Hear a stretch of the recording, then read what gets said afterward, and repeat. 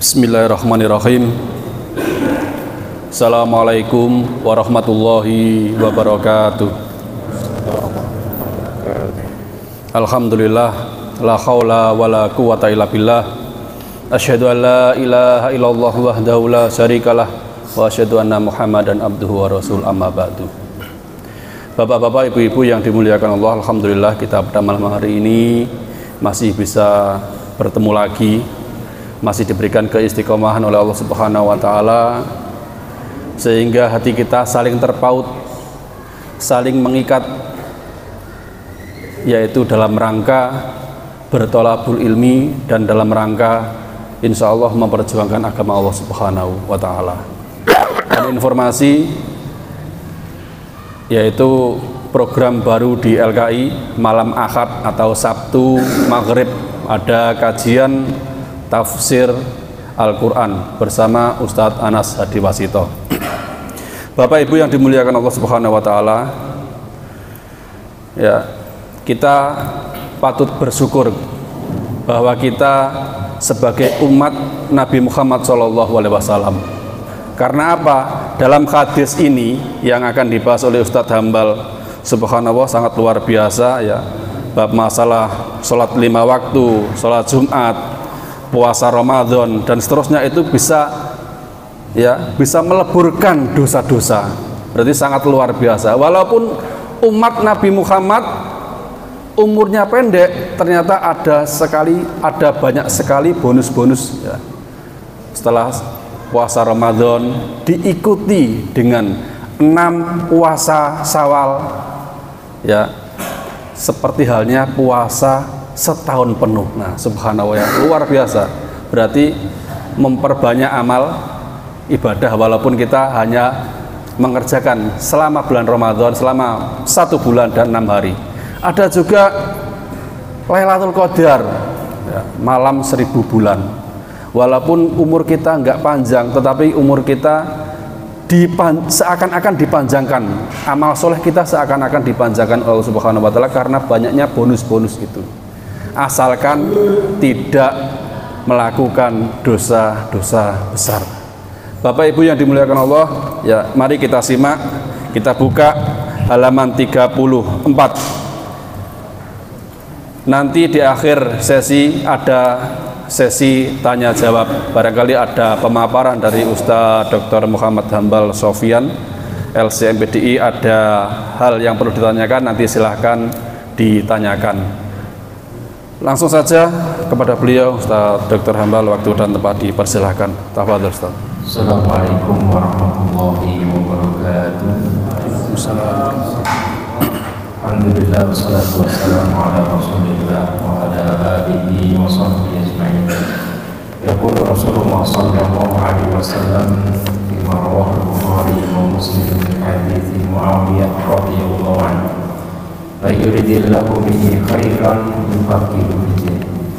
Alhamdulillah, kita bersyukur kehadirat Allah Subhanahu wa taala, kita bisa berkumpul di tempat yang mulia ini dalam rangka sesuatu yang sangat mulia, yaitu untuk thalabul ilmi, ngaji, mengkaji Al-Quran dan hadis-hadis Nabi Sallallahu Alaihi Wasallam. Dan sebagaimana dikatakan oleh Rasulullah SAW tadi, mayyuridillahu bihi khairan yufaqihu fid-din. Karena siapa yang Allah kehendaki baginya kebaikan, maka Allah akan mudahkan bagi dia, semangatkan dia untuk bisa memahami agama ini secara mendalam. Fakih itu bukan sekedar paham, tapi paham secara mendalam. Dan ini perlu perjalanan yang panjang, perlu waktu yang lama. Tidak bisa sehari 2 hari kemudian kita menjadi seorang yang betul-betul memahami agama ini secara mendalam, tapi perlu waktu yang sangat panjang. Sebagaimana dikatakan oleh Imam Syafi'i, akhi lan tanalal ilma illa bisittatin sa'umbikan tafsirnya. Saudaraku, aku beritahu tentang bahwa kalian ini tidak akan bisa mendapatkan ilmu, kecuali dengan 6 hal. Karena aku beritahu penjelasannya, pendetalannya. Saumbikan tafsiriha. Yang pertama, zakaun wa hirsun wastibarun wa bulughatun wa suhbatun istad wa tul zaman. Jadi perlu zakat, perlu mikir. Jadi zakat itu aslinya pintar. Tapi kalau syaratnya untuk bisa punya ilmu harus pintar, ya kasihan ya goblok-goblok. Tapi zakat itu adalah mau mikir. Karena kalau orang nggak akan pintar kecuali berangkat dari mau mikir. Zakatun wa hirsun.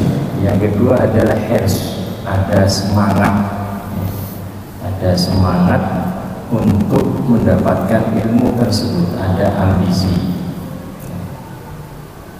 Wal hirsun wastibarun. Yang ketiga adalah istibar. Istibar itu memaksakan diri untuk sabar, semangat, istihad, ya, memaksakan diri untuk sabar, istibar. Kemudian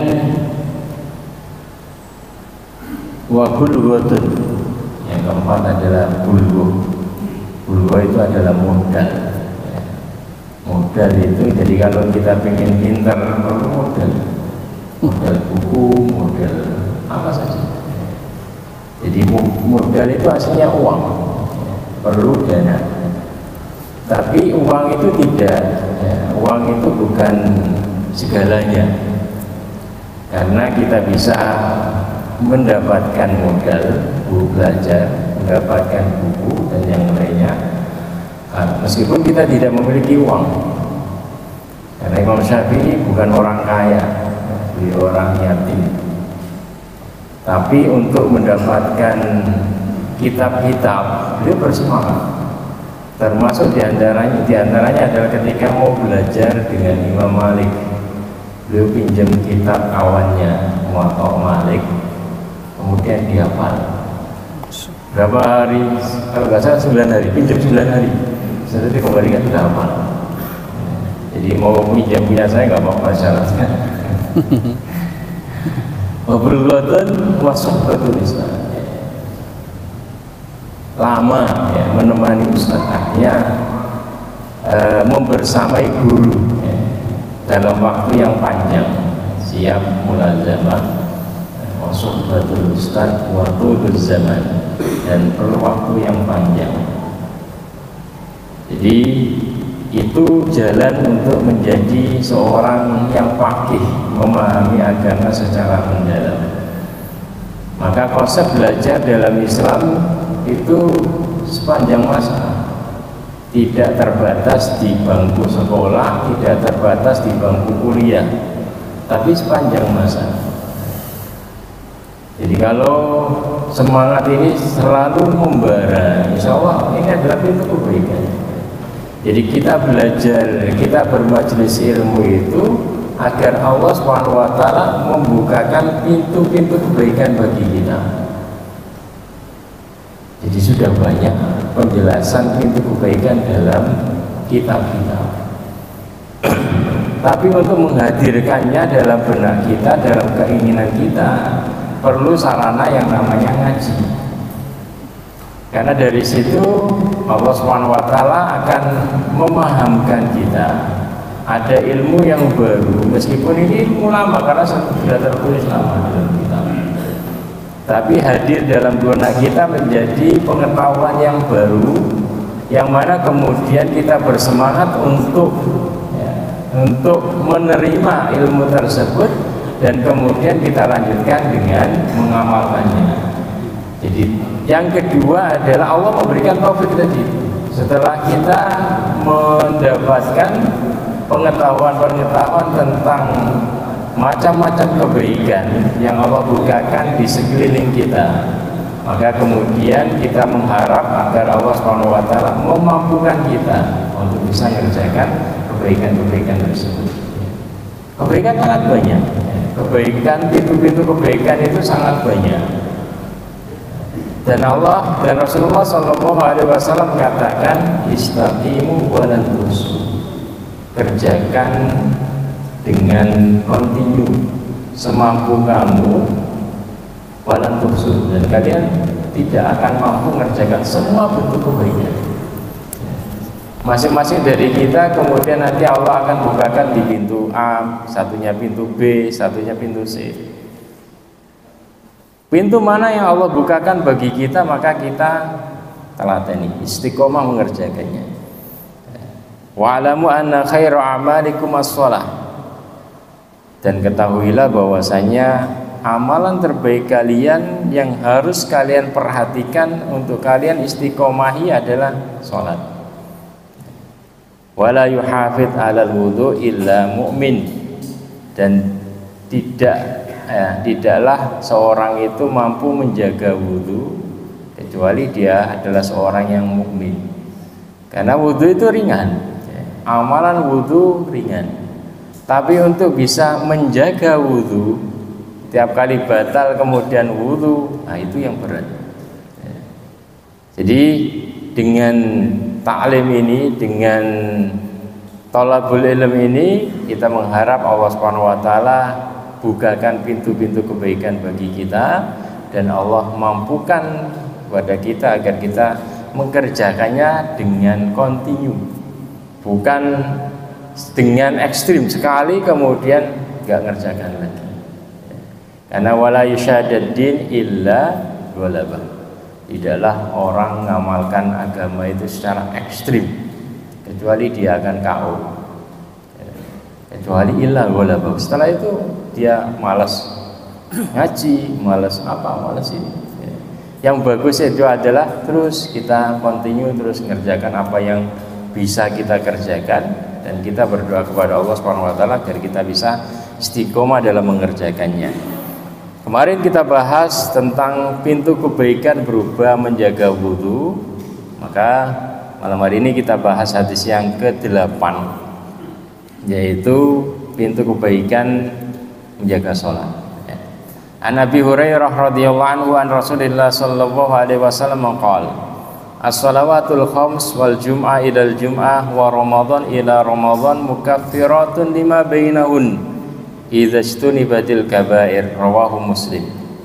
Dari Abi Hurairah radhiyallahu anhu dari Rasulullah sallallahu alaihi wasallam, beliau bersabda, as-salawatul khams, 5 waktu salat, 5 salat yang wajib, wal jum'ah ilal jum'ah, dan antara satu salat Jumat ke Jumat berikutnya. Kalau yang tadi antara satu salat wajib ke salat wajib berikutnya, dan antara satu Jumat ke Jumat berikutnya, wa Ramadan ila Ramadan, dan antara satu Ramadan ke Ramadan berikutnya, itu adalah mukaffiratun lima bainahunna, mampu menghapus kesalahan-kesalahan di antara keduanya, tapi dengan syarat idza istunibatil kaba'ir, kalau ditinggalkan dosa-dosa besar.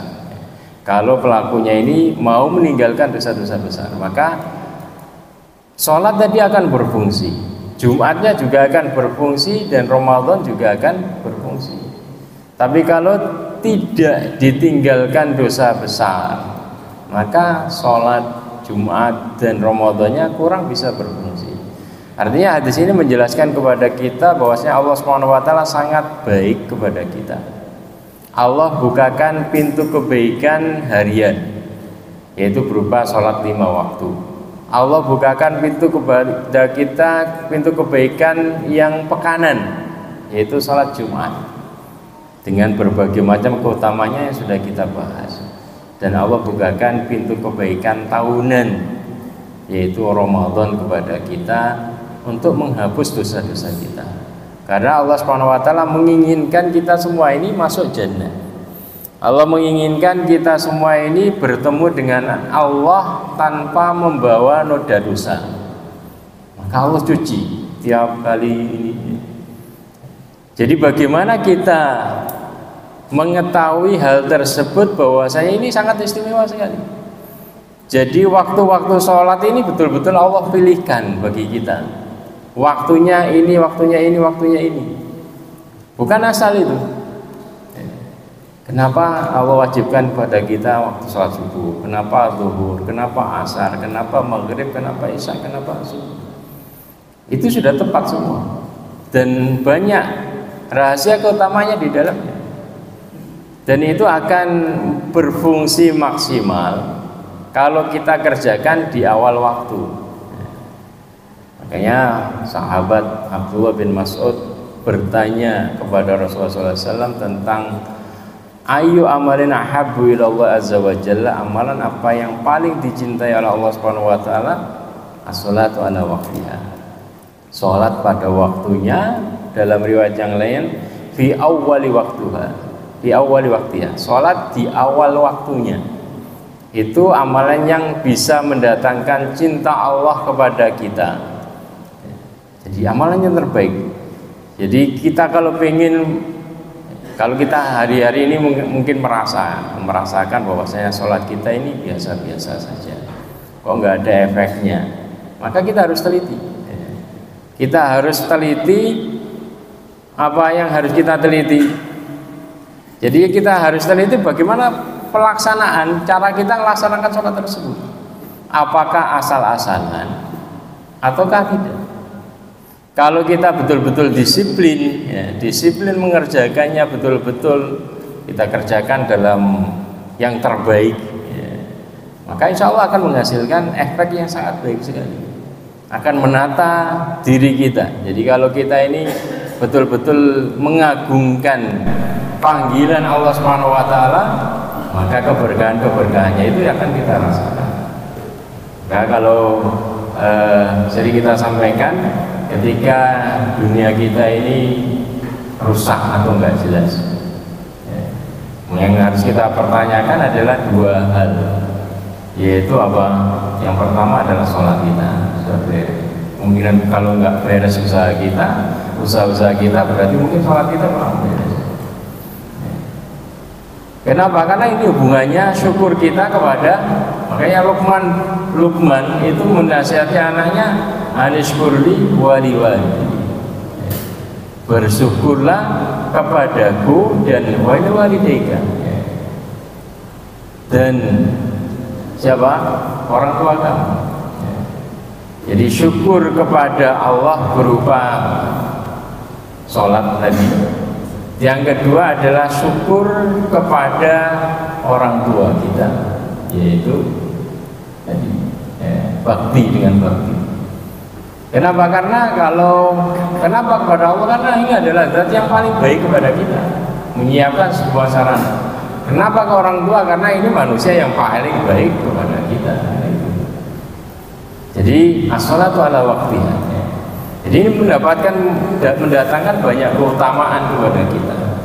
Kayak dalam ayat itu dikatakan fawailun lil musalli. Fawailun lil musalli alladzina hum an salatihim sahun. Celaka bagi orang-orang yang sholat. Yang sholat saja celaka, apalagi yang tidak sholat. Yang tidak sholat lalu sakor. Qalu lam nakum minal musallin. Ma salakakum fi saqar? Apa yang menyebabkan kamu masuk neraka saqar? Mereka menjawab lam nakum minal musallin. Kita enggak sholat. Yang sholat juga, kalau sholatnya asal-asalan juga diancam dengan neraka wail, dengan tadi kegagalan dan yang lainnya, dan ujungnya nanti neraka wail. Dijelaskan dalam ayat ini fawailun lil musalli, celaka atau neraka wail bagi orang-orang yang sholat. Yang bagaimana? Alladzina hum an sholatihim sahun, yaitu orang-orang yang sholatnya itu lalai. Sholatnya sahun itu adalah orang yang cara sholatnya asal-asalan, gak jelas. Seringnya di akhir waktu tinggal 5 menit. Demikian juga rukun-rukunnya gak jelas. Jadi sholatnya tergantung dia, apa kata dia. Tata cara juga apa kata dia. Jadi tidak merujuk kepada panduan, tapi seenak saya, kan gitu. Itu namanya sahun. Alladzina hum yura'un, dan orang yang sholatnya itu riya, dia kerjakan hanya sekedar riya, ingin dilihat orang. Wa yamna'unal ma'un, dan sholatnya itu tidak ngepek. Sholatnya tidak ngepek, menggerakkan hatinya untuk membantu orang. Ma'un itu adalah harta yang dicintai. Dia tidak mau memberikan nyumbang, tidak pernah sedekah. Sholatnya tidak bisa menggerakkan dia untuk sedekah, untuk orang sosial dan yang lainnya. Ini contoh sholat-sholat yang agak gagal. Meskipun nanti dia sholat akan memberikan bantuan kepada dia, tapi ini agak gagal. Jadi kalau kita menginginkan sholat kita ini bisa maksimal, memberikan efek kebaikan kepada kita, maka harus betul-betul sungguh-sungguh dan menjaga. Allah katakan hafizu ala sholawati wa sholatil wusta wa qumu lillahi qanitin. Jadi jagalah sholat-sholat dan terutama sholat wusta, sholat pertengahan. Jadi sama seperti kemarin wudhu, menjaga wudhu. Kalau menjaga sholat itu adalah waktunya dijaga, kemudian tata caranya juga dijaga yang baik, kerjakan di masjid secara berjamaah. Ini yang terbaik. Ala sholawati wa sholatil wusta, terlebih sholat pertengahan, yaitu sholat asar. Kenapa? Karena sholat asar ini bagi mereka-mereka yang sibuk ini serba nanggung. Bagi mereka-mereka yang sibuk ini serba nanggung. Bagi orang kantoran, bagi pekerja di luar, ini serba nanggung. Mau dikerjakan masih kerja, mau ditunda nanti bablas. Banyak kan seperti itu. Wa qumu lillahi qanitin. Berdirilah menghadap Allah Subhanahu wa taala dengan penuh kekhusyukan. Itu adalah sholat yang bermanfaat, yang akan memberikan efek kebaikan kepada kita. Jadi hadis tadi menjelaskan kepada kita bahwa ada pintu kebaikan harian. Jadi banyak sekali pintu kebaikan. Kadang kita melihatnya jauh, terlalu jauh. Padahal ada di sekitar kita banyak pintu kebaikan, termasuk diantaranya adalah sholat. Kalau orang mencari keberkahan dan yang lainnya kadang jauh, pergi kemana jauh perlu modal. Padahal kalau kita betul-betul meneladani sholat kita, bagaimana sholat kita ini bisa betul-betul bagus, bisa betul-betul khusyuk tata caranya, dan bisa disiplin di awal waktu, insya Allah itu akan mendapatkan kebaikan bagi kita, menghasilkan banyak kebaikan bagi kita. Jadi ada harian, ada pekanan, Jumat. Ini luar biasa keutamanya. Makanya jangan sampai kemudian dengan alasan kemudian kita meninggalkan Jumat, alasan safar, alasan apa saja, kecuali darurat, kecuali darurat. Kemudian juga Ramadan perlu perhatian khusus bagi kita karena ini adalah pintu kebaikan yang luar biasa. Dan di akhir di Rasulullah SAW menjelaskan bahwa membangun dan menjaga dari segala hal yang merusak. Jadi terkadang kita hanya perhatian pada sisi membangunnya, pada sisi keutamaan-keutamaannya, tidak memperhatikan hal-hal yang merusak. Padahal amalan tersebut bisa mendatangkan keutamaan yang luar biasa manakala dijaga dari hal-hal yang merusak amalan tersebut. Jangan sampai tangan kanan kita membangun batu bata, kemudian tangan kiri kita mendorongnya, nggak akan jadi bangunan. Jadi bangun dan dijaga, jangan sampai ada yang menggerakkannya sehingga jadi bangunan yang kokoh. Jadi seperti itu, makanya dikatakan di akhir idajtuni badil kawain, sholat kamu itu akan bermanfaat bagi kamu, mendatangkan efek-efek kebaikan bagi kamu kalau ditinggalkan, dijauhi dosa-dosa besar. Jadi sholat ini memang tanhanil faksya'i wal munkar, menjadikan, mencegah dari faksya dan kemungkaran, seperti rem, dorongan. Tapi penuntunnya adalah diri kita. Apakah kita dengan dorongan tadi ini, rem tadi ini, mau berhenti dari mengerjakan dosa besar tersebut, atau tidak memedulikan? Ya. rem, kemudian bablas. Itu kan gak manfaat. Makanya idza istunibatil kabair, kalau dijauhi dosa-dosa besar, artinya sholat kita bisa menghapus. Itu juga karena kita kita merasa berdosa. Jadi tidak seorang pun yang terbebas dari dosa, terbebas dari mengerjakan kesalahan, tapi Allah sediakan kebaikan-kebaikan yang akan menghapuskan kesalahan-kesalahan kita, menjadikan solusi. Jadi ada beberapa pelajaran yang kita bisa dapatkan dari hadis ini. Yang pertama, hadis ini menjelaskan kepada kita tentang keutamaan menjaga sholat. Apa saja keutamaan menjaga sholat? Yang pertama adalah menjaga sholat itu adalah kunci istiqomah. Kunci kita bisa istiqomah di atas agama ini. Kunci kita bisa ringan kerjakan kebaikan-kebaikan yang lain. Kunci agar kita terhindar dari berbagai macam keburukan-keburukan, kemungkaran-kemungkaran. Kuncinya jaga sholat. Hal tersebut dijelaskan di dalam surat Hud, ya, dalam surat Hud. Jadi ketika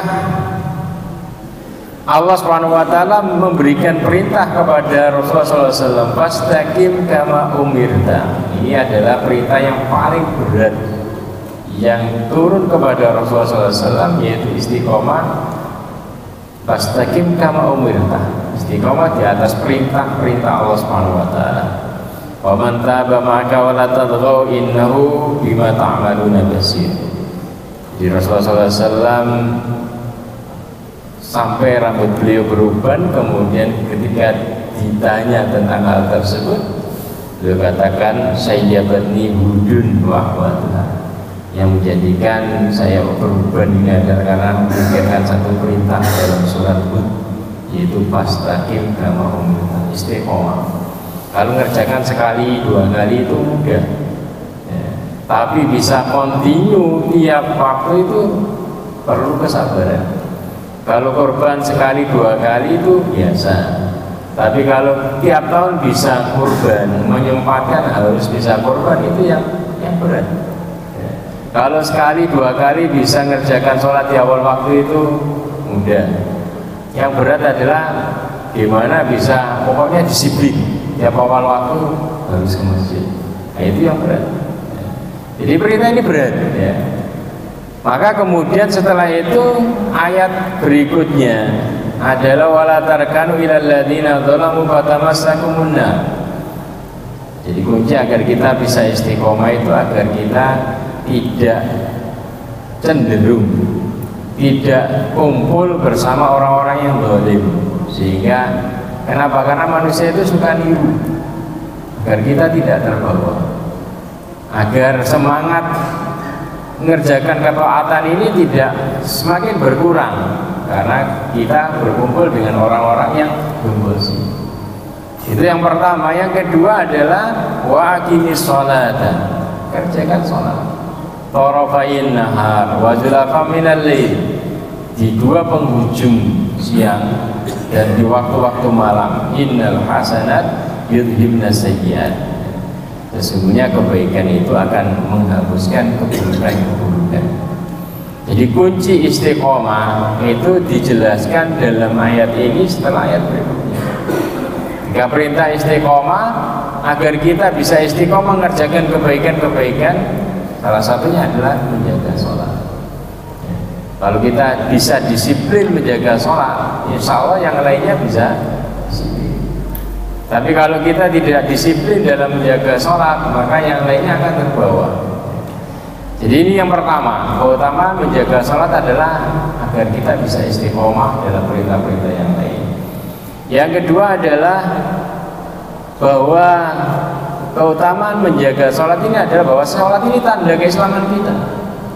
Tanda yang paling menonjol keislaman kita ini adalah sholat, bukan yang lainnya.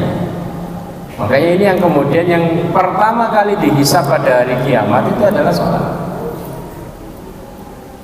Maka Rasulullah SAW katakan Rasul amril Islam wa amudu as-salat. Kepala dari segala urusan itu adalah solusi dari segala urusan. Konsep yang benar itu adalah Islam. Dan tiangnya Islam itu adalah sholat. Jadi yang paling menonjol. Jadi kalau kita tidak menjaga sholat kita, Islam kita nggak jelas nanti, nggak nampak.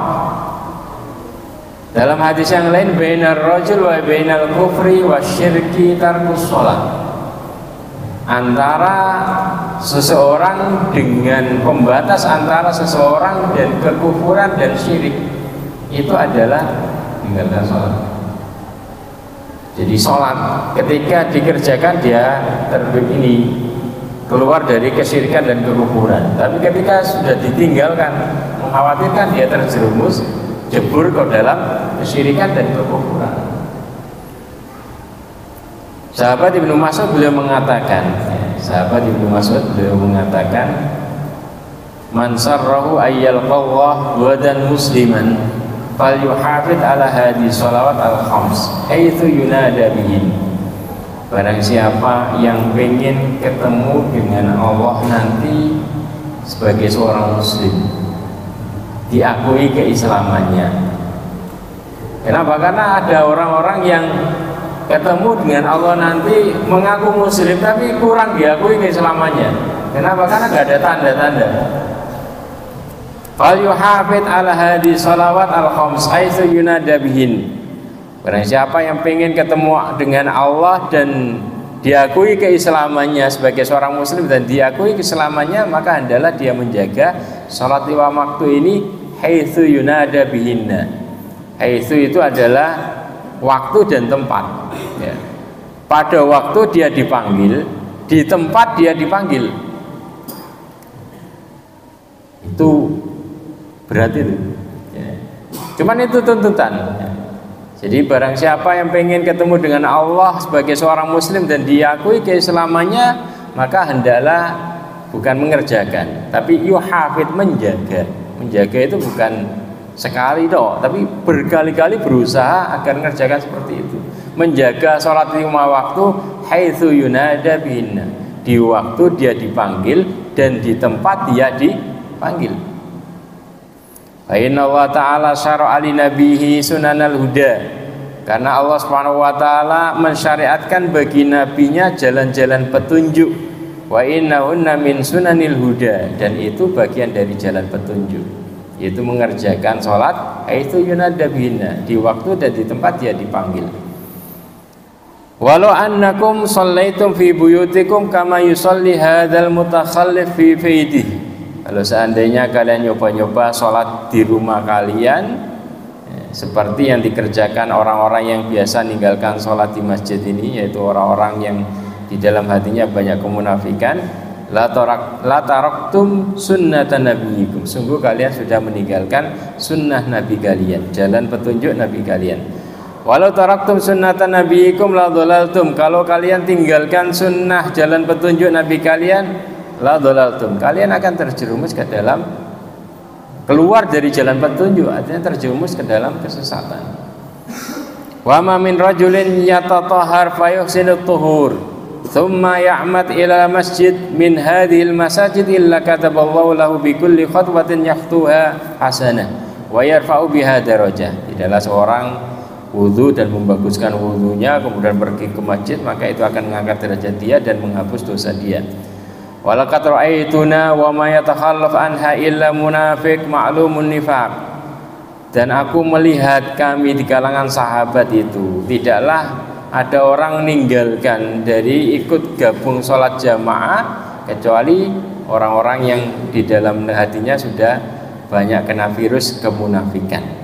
Walaqad kana rajul yu'tabi, karena para sahabat yang taat itu ada yang minta dipapah oleh dua orang ya, pergi ke masjid jamaah, yu'tabi yuhada bainar rajulain, dipapah di antara dua orang sampai diberdirikan di shaf. Nah, ini menjadi ciri khas para sahabat Nabi, yaitu mereka betul-betul tadi memperhatikan 5 waktu sholat ini. Dan sholat adalah bagian dari tadi bukti tanda yang paling jelas. Dalam Al-Quran dikatakan simahum min wujuhi min athari sujud. Tanda mereka di hati, di wajah mereka itu adalah ada tanda sujud, tanda keislaman mereka nanti. Jadi ini yang kemudian yang menjadikan kita dikenal nanti. Kalau kemarin dikatakan inna ummati yu'tauna yaumal qiyamati hurran muhajjalin, umatku nanti dipanggil pada hari kiamat, didatangkan pada hari kiamat dengan cahaya, tandanya adalah cahaya di kening dan cahaya di tangan dan kaki. Ditambahkan dengan ini kalau sholat itu adalah nanti ada tanda khusus di dahi, simahum min fi wujuhi min athari sujud. Nah, itu yang kemudian menjadi bekal kita, modal kita agar kita mendapatkan syafaat Rasulullah SAW ketika Rasulullah menanti kita di telaga. Dalam hadis dijelaskan Rasulullah bersabda, ini faratukum alal haud man marra aliyya syarib wa man syariba lam yatma abadan. Aku menunggu kalian nanti di telaga Kautsar. Orang yang lewat dan dikenal sebagai umat Rasulullah SAW maka akan dikasih minum. Barang siapa minum dari telagaku dia tidak akan pernah haus. Jadi ini sholat ini kebutuhan kita. Agar tanda itu semakin jelas maka harus selalu kita jaga, mengerjakan di waktu yang paling tepat, yaitu di awal waktu dan dengan berjamaah di masjid. Haitsu yunada bihinna, di tempat dia dipanggil. Jadi dari situ kemudian para ulama ada yang mewajibkan sholat jamaah, ada yang mengatakan sunnah muakkadah. Sunnah muakkadah itu adalah sunnah yang betul-betul ditekankan.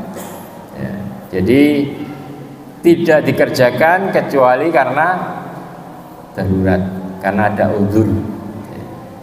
Terlepas dari perselisihan apakah itu wajib atau sunnah muakkadah, maka yang lebih kita harapkan adalah bonus-bonus yang Allah berikan kepada kita. Di antara bonus yang sudah kita bahas pada pertemuan-pertemuan yang lalu adalah hadis Nabi sallallahu alaihi wasallam, man ghada ilal masjid aw raha a'addallahu lahu fil jannati nuzulan kullama ghada aw raha, rawahu Muslim.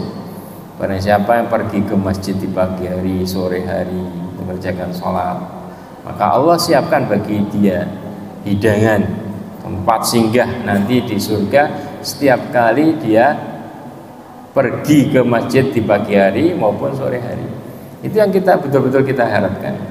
Terlebih yaitu dengan mengerjakan di masjid, Allah Subhanahu wa taala akan menghilangkan virus kemunafikan dari hati-hati kita, sebagaimana dalam hadis yang diriwayatkan oleh Imam Tirmidzi, Anas bin Malik radhiyallahu anhu qala Rasulullah sallallahu alaihi wasallam, man shalla lillahi arba'ina yawman fi jama'atin yudriku takbiratal ula kutibat lahu bara'atun minan nar wa bara'atun minan nifaq. Rasulullah sallallahu alaihi wasallam, barang siapa yang menjaga salat karena Allah Subhanahu wa taala selama 40 hari fi jama'atin, dikerjakan secara jamaah, kerjakan di masjid, yudriku takbiratul ula, dia datang itu mendapatkan takbiratul ula, tidak terlambat, maka kutibat lahu bara'atan, maka bonusnya adalah dibebaskan dari dua hal, yaitu yang pertama bara'ah minan nar, terbebas dari api neraka. Yang kedua adalah bara'atun minan nifaq, dan terbebas dari kemunafikan. Ini bonus yang kita harapkan. Jadi terkadang seorang ini terlibat perdebatan dalam masalah hukum fikih, maka yang terbaik adalah bagaimana kita menjalani sebagaimana cara Rasulullah dan para sahabat menjalani. Entah apakah itu punya wajib atau sunnah muakkadah, tapi karena keutamanya luar biasa ini kita kerjakan. Tidak ada seorang pun dari kita yang pengen masuk neraka. Tidak ada seorang pun dari kita yang pengen menjadi orang-orang munafik. Jadi solusi agar kita solusi yang mudah, ringan agar kita terbebas dari kemunafikan, terbebas dari api neraka adalah kita menjaga sholat kita haitsu yunada bihinna, di tempat dan di waktu dia dipanggil. Pelajaran yang kedua dari hadis ini adalah bahwa Allah Subhanahu wa taala menyediakan waktu-waktu istimewa untuk meningkatkan ketaatan dan menjadi terminal keimanan bagi kita, yaitu 5 waktu sholat, Jumat dan Ramadan. Ini adalah keutamaan yang Allah berikan kepada kita dan sangat besar sekali keutamaan-keutamaannya. Di antaranya adalah yang tadi kita jelaskan bahwa dengan menjaga ini ada rem. Ada rem ketika kita mau mengerjakan keburukan itu ada bisikan. Malaikat mengingatkan, termasuk pengaruh sholat kita. Cuman tadi kembali kepada diri kita masing-masing. Apakah dengan rem tersebut kita berhenti ataukah tetap berjalan? Dalam hadis dalam Al-Qur'an disebutkan wa aqimis sholata inna sholata tanha 'anil fahsya'i wal munkar. Wala dzikrullahi akbar wallahu ya'lamu ma tasna'un. Kerjakanlah sholat, tegakkan sholat, karena sholat itu akan mencegah dari fahsya dan kemungkaran. Kemudian juga dalam ayat yang lain dijelaskan bahwasanya ini adalah perhatian dari para nabi terdahulu, demikian juga terlebih Nabi Muhammad SAW betul-betul mengingatkan hal tersebut, karena ini adalah keutamaan yang luar biasa, kunci-kunci kebaikan. Setelah itu akan dibukakan pintu-pintu kebaikan, seperti dalam surat Maryam Allah menjelaskan tentang pesan para nabi sebelum Nabi Muhammad SAW. Wadkur fil kitabi Ismail innahu kana shadiqal wa'di wa kana rasulan nabiyya wa kana ya'mur ahlahu bis sholati waz zakati wa kana inda rabbih mardiyya. Ingatkan wadkur fil kitabi Ismail, jadi dijelaskan tentang nabi-nabi terdahulu, diantaranya adalah Nabi Ismail, bagaimana dia menjadi nabi dan rasul, apa yang dia perintahkan. Lanjutan ayat wa kana ya'muru ahlahu bis sholati, dia selalu memerintahkan keluarganya untuk sholat wa zakat wa kana inda rabbi mardiyya. Jadi kemudian setelah itu baru dari generasi-generasi yang istimewa ini kemudian fakhalafa min ba'dihim khalqun adha'u sholata wattaba'u syahwat fasawfa yalqawna ghayya. Setelah itu muncul generasi-generasi yang rusak. Generasi setelah generasi para nabi yang istimewa tadi itu ada generasi yang adha'u sholat, yang melalaikan sholat, wattaba'u syahwat. Jadi melalaikan sholat, wattaba'u syahwat. Jadi setelah lalai sholat ikuti syahwat. Jadi ini lanjut seperti dalam ayat tadi, sholat itu mencegah kemungkaran. Ketika sholat tidak diperhatikan, mata ngikut setelahnya. Jadi karena mereka melalaikan sholat, maka nyemplung ke syahwat setelahnya. Wattaba'u syahwat, mereka akan mengikuti syahwat, menjadi budak-budak syahwat. Kalau kita betul-betul menjaga sholat, akan terjaga dari syahwat-syahwat tersebut. Ketika melalaikan, terjerumus ke dalam dan setelahnya, makanya disebutkan setelahnya wattaba'u syahwat fasawfa yalqawna ghayya. Maka dari itu mereka masuk ke dalam ghayya, neraka.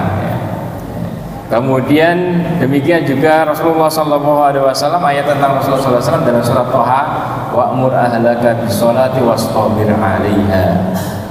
Perintahkan keluargamu, wahai Muhammad, perintahkan keluargamu untuk sholat. Wastabir 'alaiha, dan bersabarlah di atas perintah ini.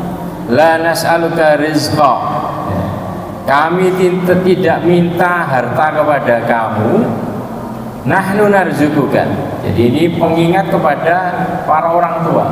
Kebanyakan orang tua itu yang dia perhatikan itu adalah bagaimana mencari nafkah sebanyak-banyaknya untuk anaknya, untuk keluarganya.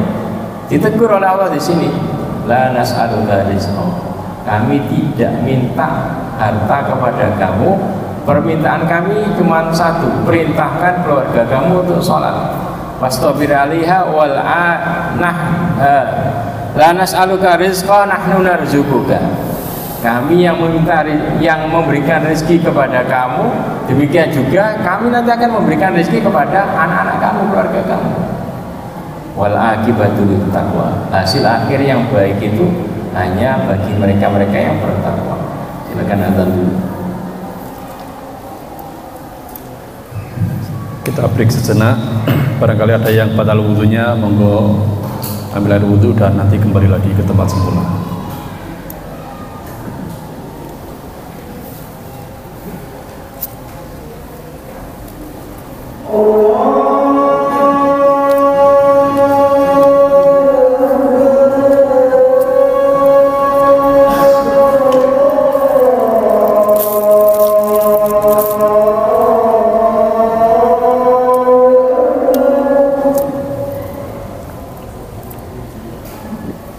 Oh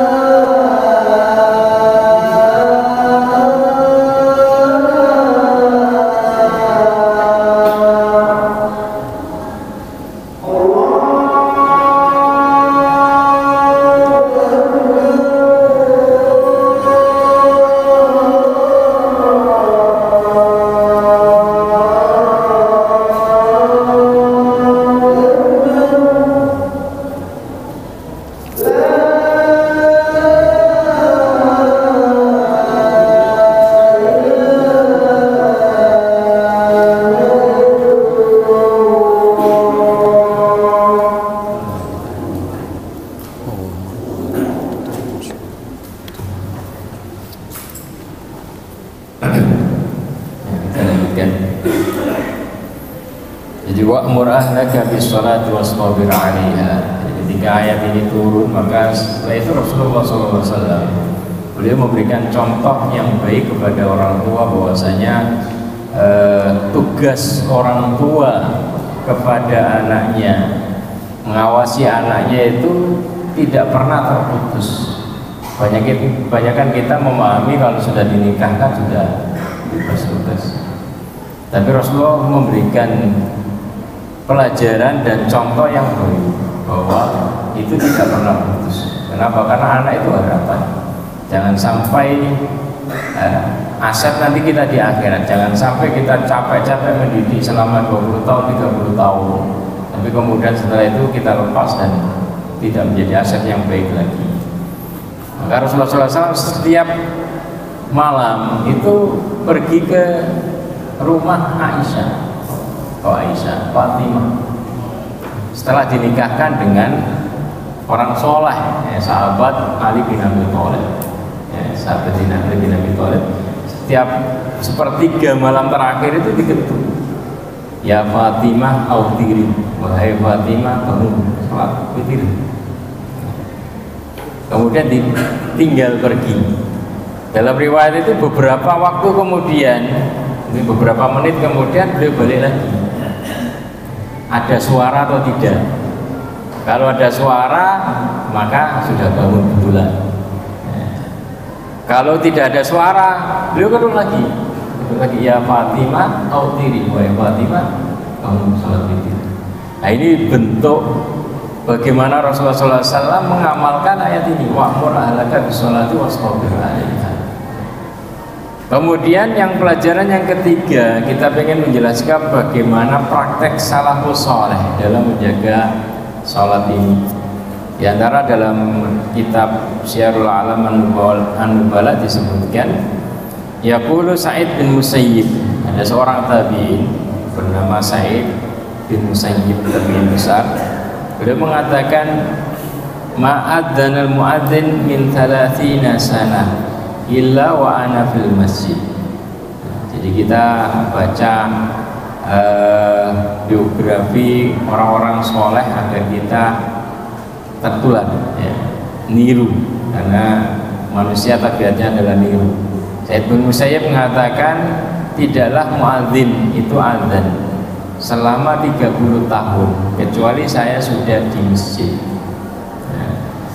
Jadi 30 tahun itu datangnya sebelum adzan, datangnya sebelum adzan, illa wa ana fil masjid.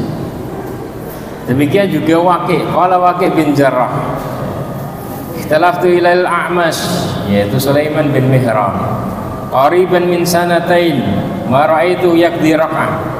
Jadi saya sering pergi ke A'mash selama 2 tahun ngaji, belajar dan yang lainnya.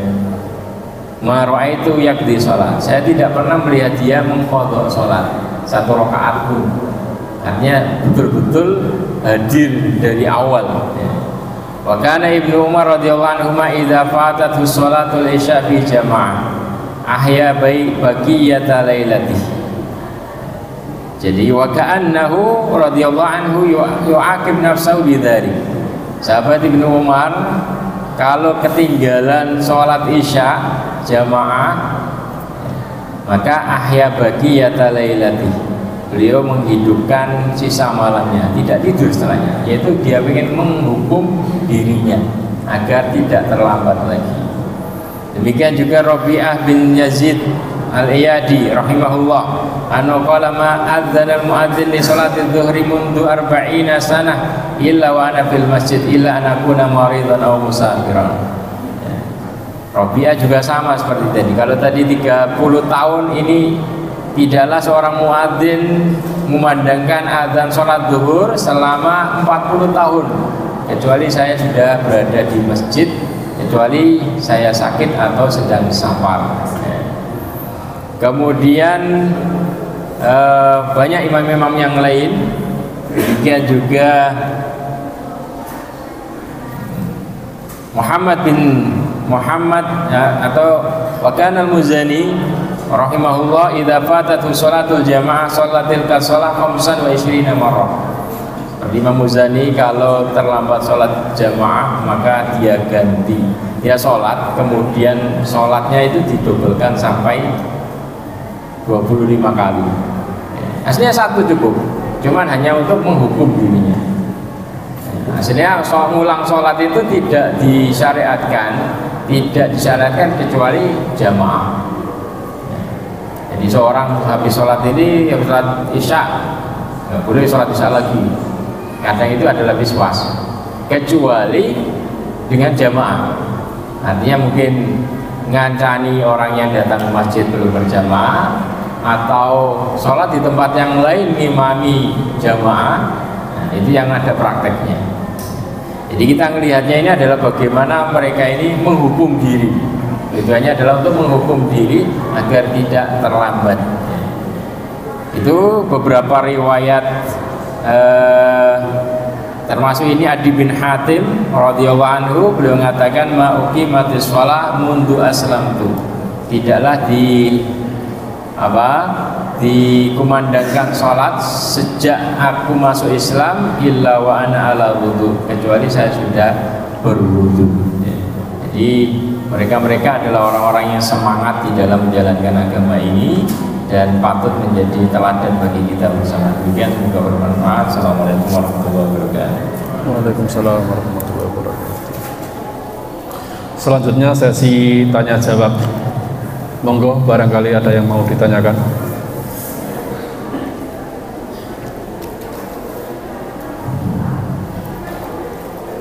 Sudah paham semua ini? Ya, saya Ustaz sedikit.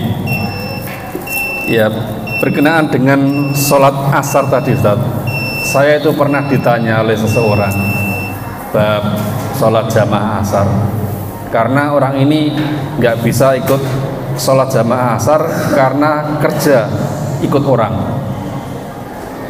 Nah, saya jawab begini Ustaz, ini kalau salah ya mohon dibenarkan lagi, kalau mungkin ada benarnya ya alhamdulillah. Saya jawab begini Ustaz, ya pertama, kalau memang jenengan selama tidak bekerja atau selama di luar waktu ikut orang itu sholat jamaahnya rutin, selalu berkeinginan untuk sholat jamaah, maka yo insya Allah muga-muga wae dicatat sebagai sholat berjamaah. Itu jawaban saya Ustaz. Ya, gimana Ustaz? Jadi jawaban bagus. Jadi itu diantara keutamaan kita istiqomah kerjakan sebuah kebaikan. Ketika ada uzur, maka kita tetap dituliskan pahala kebaikan tersebut kepada kita. Kemudian jadi jawabannya, kalau ditinjau dari segi fikih mungkin tidak ada masalah, karena waktu sholat asar itu adalah panjang. Waktu sholat asar itu adalah panjang dan ya mungkin karena ikut orang dan yang lainnya, tinjau dari fikih, ditinjau dari fikih. Cuman ketika kita ini betul-betul berusaha untuk mengerjakan di awal waktu dan itu bisa mudah, itu keutamanya luar biasa. Jadi kalau mungkin bisa di lobi mungkin bisa waktu sholat tetap sholat bareng, itu lebih bagus lagi. Tapi kalau nggak bisa di lobi ya gimana lagi? Artinya kita harus di sini pentingnya belajar fikih, tahu kedudukan sesuatu, apakah ini muasa ataukah mudoyak, waktunya panjang ataukah waktunya sempit, apakah ini hukumnya wajib ataukah sunnah muakkadah. Ini pentingnya hukum, kita belajar hukum fikih. Jadi jangan sampai kemudian dalam memperlakukan sesuatu itu aslinya ada celah, kemudian kita nganggap itu sudah nggak ada celah sama sekali. Jadi lihat kondisi dia, karena masing-masing dari kita kan apalagi di Indonesia ya, berbeda. Mungkin di Arab ada peraturan pokoknya waktu sholat wajib ini tutup semua dan yang lainnya. Sedangkan kita kan di Indonesia, kondisi kita masing-masing. Selama kita bisa memampukan untuk di awal waktu itu kerjakan. Ketika kita bisa memampukan ya itu patut disyukuri, karena itu kenikmatan yang luar biasa. Kalau belum mampu berusaha untuk memampukan ke sana, memandang bahwasanya ini afdol sekali, jangan udah nggak ada masalah, bebas sama saja. Nah, itu yang keliru. Ya. Ketika kondisi kita nggak mampu ke situ karena mungkin kalau saya memaksakan diri ke masjid dipecat saya, keluarga saya gimana dan yang lainnya. Itu masalahnya. Ini jadi tetap harus ada perasaan tadi, ya, perasaan bahwa saya mengerjakan di awal waktu itu adalah yang lebih utama, sehingga ketika nggak ada udzur dikerjakan di awal waktu. Ya, jazakumullah. Barangkali ada pertanyaan satu lagi. Oh iya, ada. Mik.